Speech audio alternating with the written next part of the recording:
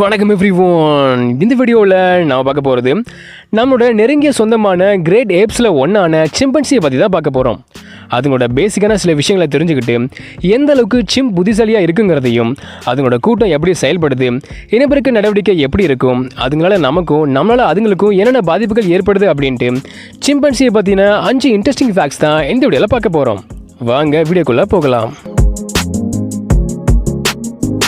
மேற்கு அப்புறம் மத்திய ஆப்பிரிக்காவோட மழைக்காடுகள்லையும் சவானாக்கள்லையும் வாழ்கிற சிம்பன்சிஸ் உலகத்தோட 2வது புத்திசாலியான விலங்காக இருக்குது. சிம்பன்சியில் 4 துணை இனங்களும் இருக்குது. பழங்கள் தான் இதோட முதன்மை உணவுனாலும் அதை தாண்டி பூக்கள், விதைகள், கொட்டைகள், அப்புறம் மற்ற குரங்குகள், சின்ன மான், காட்டுப்பன்றி மாதிரியான பாலூட்டிகளையும் வேட்டையாடி சாப்பிடும். சில நேரம் தாயனத்தையும் வேட்டையாடி சாப்பிடுது. வேட்டையாடுறதுக்கு ஈட்டி மாதிரியான குச்சியும் பயன்படுத்துது. 300க்கும் அதிகமான விதவிதமான உணவை இதுங்க சாப்பிடுது. இதோட மொத்த உடம்பும் கருப்பு முடியால் கவர் பண்ணப்பட்டிருந்தாலும் முடியை சேவ் பண்ணிட்டோம்னா தோல் வெள்ளை கலர் தான் இருக்கும். பின்னங்காலை விட முன்னங்கைகள் நீளமாக இருக்கும். இது மரத்துக்கு மரம் தாவறதையும் 1 மணி நேரத்துக்கு 25 கிலோமீட்டர் வேகத்தில் தரையில் ஓடுறதையும் சுலபமாக்குது. பட் முன்னங்கை நீளமாக இருக்கிறதால ஒரு டிஸ்அட்வான்டேஜ் என்னென்னா அதெல்லாம் நீந்த முடியாது. அதுக்கு ஏற்ற மாதிரி நீந்தறதுக்கான தேவையும் அதுங்களுக்கு கிடையாது. ஸோ எந்த பிரச்சனையும் இல்லை. கட்டி பிடிக்கிறது, கிஸ் கொடுக்கறது, டச் பண்ணுறது, அப்புறம் சவுண்ட்ஸ் மூலமாக ஒன்று பேசிக்கும். அழுக்கு, ஒட்டுண்ணி மாதிரியான சில விஷயங்களை உடம்புலேருந்து ரிமூவ் பண்ணவும், ஒரு ஆழமான நட்பையும் பிணைப்பையும் உருவாக்கவும் க்ரூமிங் அப்படின்னு சொல்லப்படுற பேன் பார்க்கறது நிகழ்த்தப்படும். சிம்பன்சி கூட்டத்தை எந்த சண்டையும் இல்லாமல் ஸ்மூத்தாக கொண்டு போகிறதுல க்ரூமிங் ஒரு முக்கிய பங்கு வகிக்குது. தரையில் அதிகமாக 4 காலம் நடக்கிற இதுங்களால் சில நேரம் 1.5 கிலோமீட்டர் தூரம் வர 2 காலாலையும் நடக்க முடியும். சிங்கம், சிறுத்தை, முதலை, மலைப்பாம்பு அப்படின்னு சில எதிரிகள் இதுக்கு இருக்கிறதால காட்டில் சிம்பன்சி சராசரியாக 15 வருஷமும் அதிகபட்சமாக 60 வருஷமும் வாழுது. மனிதர்களுக்கு அப்புறம் பூமியில் வாழ்கிற ஒரு புத்திசாலியான விலங்குனா அது சிம்பன்சி தான். நம்மளோட டிஎன்ஏவில் 95லேருந்து 98% சிம்பன்சியோட ஒத்து போகுது. இதனால் நாம் பண்ணுற நிறைய விஷயங்களை அதுங்களும் ஃபாலோ பண்ணுது. சந்தோஷமாக இருக்கும்போது சிரிக்கிறது, ஒரு சிம்பன்சி இறந்துருச்சுன்னா துக்கம் அனுசரிக்கிறது, மற்ற சிம்பன்சி கூட பாசத்தை காட்டுறது, சில நேரம் கோபத்தை காட்டுறது அப்படின்னு இந்த மாதிரி சில விஷயங்களை இதுங்களும் பண்ணுது. 3லேருந்து 5 வயசான மனித குழந்தைகளுக்கு இருக்கிற அதே அறிவும் நினைவாற்றலும் சிம்பன்சிக்கும் இருக்கும். மனிதனுக்கு அடுத்து கருவிகளை பயன்படுத்துகிற ஒரே விலங்கு சிம்பன்சி தான். அதாவது புத்தில் இருக்க கரையான்களையும் எறும்புகளையும் பிடிக்கவும், தேன்கூட்டில் இருக்க தேனை எடுக்கவும் சின்ன குச்சிகளை பயன்படுத்துறது, கொட்டைகளை உடைக்க பாறைகளை யூஸ் பண்ணுறது, தண்ணி குடிக்க இலைகளை டம்ளராக யூஸ் பண்ணுறது, மழையிலிருந்து தப்பிக்க அதே இலைகளை கொடையாகவும் யூஸ் பண்ணுறது, மறுபடியும் இலைகளையும் கிளைகளையும் யூஸ் பண்ணி தூங்குறதுக்கு பெட்டை உருவாக்குறது, காயத்துக்கு பூச்சிகளையும் தாவரங்களையும் மருந்தாக பயன்படுத்துறது அப்படின்னு இதுங்களோட புத்திசாலித்தனத்துக்கு அளவே இல்லாமல் போச்சு. இந்த மாதிரி தான் கற்றுக்கிட்ட விஷயங்களை தான் குட்டிகளுக்கும் இதுங்க கற்றுக் கொடுக்குது. சைகை மொழிகளை கற்றுக்க இதுங்களுக்கு பயிற்சி கொடுக்கும்போது வாஷோங்கிற சிம்பன்சியால் 51 மாதத்தில் 350க்கும் அதிகமான சைகை அடையாளங்களை கற்றுக்க முடிஞ்சுது. நாம் பேசுகிற சில சொற்களையும் கிட்டத்தட்ட இதுங்களால் உச்சரிக்க முடிஞ்சுது. Can you say mama? Mama? Is this for mama? 1லேருந்து 9 வரையிலான எண்களையும் அதோட மதிப்பையும் இதுங்களால் ஞாபகம் வச்சுக்க முடியுது. சரி, சிம்பன்சி சைகை மொழி கற்றுக்கிறதால நமக்கு என்ன யூஸ்னு கேட்டிங்கன்னா, இதுங்களை ஒரு உளவாளியாக ஸ்பையாக மாற்ற முடியும். அதுக்கு தான் கண்ணாடியில் பார்க்குற தன்னோட உருவத்தை அது தன்னோட உருவம் தான் தன்னைத்தானே அறிஞ்சுக்கிற பண்பும் இதுக்கு இருக்குது. இந்த மாதிரி தன்னைத்தானே அறிஞ்சுக்கிற பண்பு சில விலங்குகள்கிட்ட தான் இருக்குது. அதில் சிம்பன்சி ஒன்று. இந்த மாதிரி பிரச்சனைகளை தீர்க்கறதுலையும் சிக்கலான புதிர்களை சால்வ் பண்ணுறதுலையும் நம்மளை மாதிரியே செயல்படுறதால மனிதனுக்கு அடுத்து 2வது புத்திசாலியான விலங்காக சிம்பன்சி இருக்குது. சிம்பன்சிஸ் எப்போவுமே ஒரு கூட்டமாக ஒன்றா சேர்ந்து வாழும். ஒரு கூட்டத்தில் 15லேருந்து 150 மெம்பர்ஸ் வரை இருக்கும். கூட்டத்தோட தலைவனாக ஒரு ஆல்ஃபான் தான் இருக்கும். அதோட கட்டளைப்படி தான் கூட்டம் செயல்படும். கூட்டத்தை ஒழுங்காக கட்டுக்கோப்போட வழிநடத்துறது, உணவை தேடுறது, கூட்டத்தை பாதுகாக்கிறது, இதெல்லாம் தான் ஆல்ஃபானோட முக்கிய வேலைகள். ஒரு பெரிய கூட்டத்தில் கிட்டத்தட்ட ஒரு 10 சின்ன சின்ன குழுக்களும் இருக்கும்.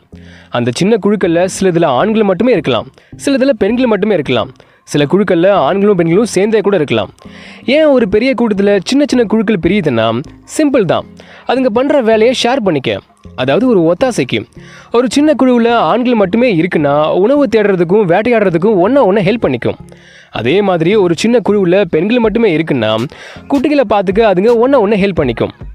ஆண்களும் பெண்களும் இருக்குன்னா அது உங்களுக்கு தெரிஞ்சது தான். மோஸ்ட்லி மேட் பண்ணுறதுக்கும் தங்களை சீர்படுத்திக்கிறதுக்கும் ஒன்றா இருக்கும். இந்த மாதிரி ஒரு குறிப்பிட்ட வேலையை செய்ய சின்ன சின்ன குழுக்களாக இதுங்க பிரிஞ்சு காணப்படும். சின்ன குழுக்களில் இருக்க மெம்பர்ஸும் நிலையானது கிடையாது, ரொம்ப ஃப்ளெக்சிபிளானது. இன்றைக்கி இந்த குழுவில் இருக்க மெம்பர் நாளைக்கு இன்னொரு குழுவில் இருக்கலாம். அந்த மாதிரி தற்காலிகமாக ஒரு சின்ன குழுவுக்கு ஒரு மெம்பர் லீடராக இருக்கலாம்.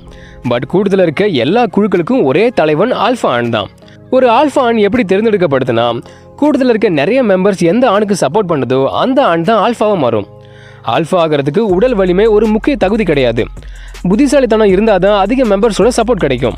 ஒரு சிம்பன்சி கூட்டத்தோட எல்லை பரப்பு சில சதுர கிலோமீட்டரில் இருந்து பல 100 சதுர கிலோமீட்டர் வரை பரவி இருக்கும்.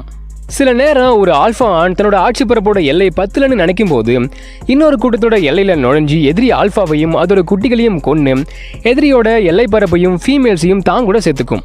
இந்த ஆல்ஃபா ஆணோட பதவியும் நிரந்தரம் கிடையாது. அதோட சீட்டுக்கும் வேட்டு வைக்க நிறைய இளமான்கள் காத்துக்கிட்டே இருக்கும். நேரம் வரும்போது சில இளமான்கள் ஒன்றா சேர்ந்து ஆல்ஃபா கூட சண்டை போட்டு பதவியிலிருந்து இறக்கி புது ஆல்ஃபாவை பதவிக்கு கொண்டு வரும். ஒரு ஆல்ஃபா ஆணோட ஆட்சி சரியா இல்லாதப்பையும் வயசாகும் போதும் இந்த மாதிரி பதவி இழுக்கப்படும். ஆல்ஃபா ஆண் கொடுங்கோல் ஆட்சி நடத்துனா சில நேரம் பெண்களும் ஒன்றா சேர்ந்து ஆல்ஃபாவுக்கு எதிராக புரட்சி பண்ணும். இந்த மாதிரி நடக்கும்.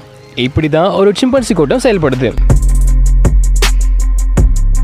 ஒரு சிம்பன்சி கூட்டத்தில் ஆண்கள் 16 வயசுலையும் பெண்கள் 13 வயசுலையும் பாலியல் முதிர்ச்சி அடையும். அதாவது இணை சேர்றதுக்கான தகுதியை அடையும். இந்த ஏஜை ரீச் பண்ண உடனே பெண்கள் தான் கூட்டத்தை விட்டு வெளியேறி வேற ஒரு கூட்டத்தில் போய் சேர்ந்துக்கும். ஆனால் ஆண்கள் தான் சொந்த கூட்டத்தில் தான் இருக்கும். ஏன் பெண்கள் பிறந்த கூட்டத்தை விட்டு வெளியேறுதுன்னா, மரபணு குறைபாடுள்ள குட்டிகள் பிறக்கிறத தடுக்கவும் தங்களோட சந்ததிகளை எல்லா இடங்களுக்கும் பரப்புறதுக்காகவும் இப்படி பண்ணும். ஆல்ஃபா ஆணுக்கு இருக்கிற ஒரு பெரிய சலுகை என்னன்னா, கூட்டத்தோட நிறைய ஃபீமேல்ஸ் கூட மேட் பண்ணலாம். 36 நாளுக்கு ஒரு தாட்டி பெண்கள் ஈஸ்டர்ஸ்க்கு வரும். 10 to 14 நாள் வரை நீடிக்கிற இந்த ஈஸ்டர்ஸ் அப்போ பெண்களோட பிறப்புறுப்பான வெஜினா பெருசாக வீங்கி இளஞ்சிவப்பு நிறத்துக்கு மாறும். இது மூலமாக பெண்கள் ஈஸ்டர்ஸில் இருக்கிறத ஆண்கள் தெரிஞ்சுக்கும். இப்படி தெரிஞ்ச உடனே ஆல்ஃபா மேல் அந்த ஃபீமேலை தனிமைப்படுத்தி மற்ற ஆண்கள் அது கூட மேட் பண்ணுறதை தடுத்துரும். இப்படி ஆல்ஃபா ஆண் தன்னோட பவரை யூஸ் பண்ணி அதிக ஃபீமேல்ஸ் கூட மேட் பண்ணும். ஆனால் தந்திரக்கார ஃபீமேல்ஸ் ஆல்ஃபாவை ஏமாற்றிட்டு நிறைய ஆண்கள் கூட மேட் பண்ணும். ஏன் ஃபீமேல்ஸ் இப்படி பண்ணுதுன்னா, எப்போ எந்த ஆண் ஆல்ஃபா ஆணாக மாறும்னே தெரியாது. ஸோ எல்லா ஆண்கள் கூடயும் மேட் பண்ணால் பிறக்கிற குட்டிங்க பாதுகாப்பாக இருக்கும். அதனால தான் இப்படி பண்ணுது. ஒருவேளை ஃபீமேல்ஸ் இப்படி பண்ணாமல் இருந்துச்சுன்னா புதுசாக வர்ற ஆல்ஃபா தனக்கு பிறக்காத குட்டிகளை கொன்னுடும். இந்த காரணத்துக்காக மட்டும் குட்டிகள் கொல்லப்படுறது கிடையாது. ஒரு ஃபீமேல் ஈஸ்டர்ஸ்க்கு மறுபடியும் வரணுங்கிறதுக்காக அதோட குட்டிகள் மேல்ஸால் கொல்லப்படலாம். அப்புறம் ஒரு ஆதிக்க ஃபீமேல் தன்னோட ஆதிக்கத்தை காட்ட கூட்டத்தில் புதுசாக சேர்ந்த ஃபீமேலோட குட்டிகளை கொல்லலாம். அடுத்து ஒரு கூட்டம் இன்னொரு கூட்டத்தை கைப்பற்றும் போதும் குட்டிகள் கொல்லப்படும். ஒரு ஃபீமேல் சிம்பன்சி பல ஆண்களோட இணை சேர்றது மட்டும் இல்லாமல் 1000க்கும் அதிகமான முறை இணை சேரும். ஏன் அப்படின்னா அதனோட மேட்டிங் வெறும் 7 செகண்ட்ஸ் தான் நீடிக்கும். ஸோ கர்ப்பத்தை உறுதி பண்ண பல ஆண்களோட 1000க்கும் அதிகமான முறை மேட் பண்ணும். 8 மாதம் கர்ப்ப காலத்துக்கு அப்புறம் மோஸ்ட்லி ஒரே ஒரு குட்டியே போடும். ரேராக சில நேரங்களில் 2 குட்டியே போடும். ஒவ்வொரு 4 வருஷத்துக்கு ஒரு தாட்டி இதுங்க குட்டிகளை ஈனும். குட்டி பிறந்த 1 மாதம் வர அம்மாவோட வயிற்றுலையும் 6 மாதத்துக்கு அப்புறம் முதுகுலையும் 2 வயசுக்கு அப்புறம் அம்மாவை விட்டு தனியாகவும் காணப்படும். 5 வயசில் பால் குடிக்கிறத நிப்பாட்டிட்டு அம்மாவை விட்டு மொத்தமாக தனியாக பிரிஞ்சிடும். சிம்பன்சியோட தாய் பாசத்துக்கு ஒரு உதாரணம்னு பார்த்தீங்கன்னா, குட்டி இறந்தா கூட அதை ஏற்றுக்க முடியாத தாய் சில நாட்கள் அதை தோளில் சுமந்துக்கிட்டு போவோம். நமக்கு நெருக்கமான ரிலேட்டிவ்ஸாக சிம்பன்சி இருக்கிறதால நம்மள மாதிரியே கையும் காலும் முகமும் இதுக்கு இருக்கு. 2 காலில் நிற்கும் போது 5 அடி உயரமும் 70 கிலோ எடையும் ரீச் பண்ணுற இதுங்க கிட்டத்தட்ட நம்ம அளவுக்கு சேமாக வரும். பட் நம்மளை விட ரொம்ப வலிமையானது. அதோட தசை அடர்த்தி நம்மளை விட 50% அதிகமாக இருக்கிறதால நம்மளை விட 2 மடங்கு அது வலிமையானது. சிம்பன்சியோட வலிமை போனோபஸை விட அதிகமாகவும் கொரில்லாவை விட கம்மியாகவும் இருக்கும். சிம்பன்சியோட வலிமைக்கு ஒரு எக்ஸாம்பிள் பார்த்தோம்னா, அது நம்ம கையை இறுக்கி பிடிச்சதுன்னா ஒரு 200 கிலோ வெயிட்டை நம்ம கையில் வச்ச மாதிரி அப்படி வலிக்கும். எப்படி நம்மளை விட வலிமையாக இருக்கிற சிம்பன்சி நம்மளை தாக்குமா அப்படின்னு பார்த்தோம்னா கண்டிப்பாக கிடையாது. மனிதர்கள்ட்ட இருந்து சிம்பன்சி தள்ளி இருக்க தான் விரும்புது. நம்மளை பார்த்ததுன்னா பயந்து ஓடி ரொம்ப எச்சரிக்கையாக இருக்கும். நம்ம கூட பழக விரும்புகிறதே கிடையாது. இப்படி மனிதர்களை பார்க்கும்போது காடுகளில் அதுங்களோட தினசரி நடவடிக்கை சேஞ்ச் ஆகிறதால தான் நேரடியாக போகாமல் ட்ரோன்ஸ் மூலமாகவோ கேமரா ட்ராப்ஸ் மூலமாகவோ அதோட வாழ்க்கை பதிவு பண்ணப்படுது. அதுக்காக நம்மளை எப்பவுமே தாக்காதுன்னு அர்த்தம் இல்லை. நாம் அதுங்களை சீண்டுனாவோ பயமுறுத்தினாலோ ரேராக சில நேரங்களில் மனிதர்களை தாக்குது. இப்படி அதுங்களால நமக்கு ஏற்படுற பாதிப்பு என்னமோ கம்மி தான். ஆனால் நம்மளால தான் அதுங்களுக்கு அதிக பாதிப்பு ஏற்படுது. இறைச்சிக்காக வேட்டையாடுறது, விவசாயம் பண்ணுறதுக்கும், ரோடு போடுறதுக்கும், பெரிய பில்டிங்ஸ் கட்டுறதுக்கும், அதோட வாழ்விடங்களை அழிக்கிறது, ஜூக்கள்லையும் சர்க்கஸ்லையும் ஒரு காட்சி பொருளாக பயன்படுத்துறது, செல்லப்பிராணியாக வளர்க்குறது, இதுங்களை வச்சு ஆராய்ச்சி பண்ணுறது, சட்டவிரோதமாக பிடிச்சி விற்கிறது அப்படின்ட்டு காடுகளில் இதனோட எண்ணிக்கை குறைஞ்சிக்கிட்டே இருக்குது. இதில் நம்மளை தாக்குற நிறைய நோய்கள் இதுங்களையும் தாக்குது. 1900ஆவது வருஷத்தில் 10 லட்சத்தில் இருந்த இதனோட எண்ணிக்கை இப்போ 3 லட்சத்துக்கும் கம்மியான அளவில் குறைஞ்சிருக்கு. IUCN அழிஞ்சு வரும் உயிரினங்களை பட்டியலான ரெட் லிஸ்ட்டில் சேர்க்கப்பட்டிருக்கு. இந்த விலை மதிப்பற்ற உயிரினங்களை இனிமேலும் பாதுகாக்கணும்னா அதுங்களை தொந்தரவு பண்ணாமல் இருந்தாலே போதும். ஓகே, இதோட இந்த வீடியோவை முடிக்கிறது நான் உங்கள் எல்லாருக்கும். இந்த வீடியோ பிடிச்சி லைக் பண்ணுங்கள், ஷேர் பண்ணுங்கள். சிம்பன்சி பற்றி நான் சொன்ன ஃபேக்ட்ஸில் உங்களுக்கு எது பிடிச்சிருந்துச்சி, அதை பற்றின உங்களோட கருத்துக்கள் என்ன அப்படின்னு கமெண்ட் பண்ணுங்கள். மறக்காம பயாலஜி சேனலுக்கு சப்ஸ்கிரைப் பண்ணுங்கள். நெக்ஸ்ட் வீடியோவில் மீட் பண்ணலாம். தேங்க்யூ.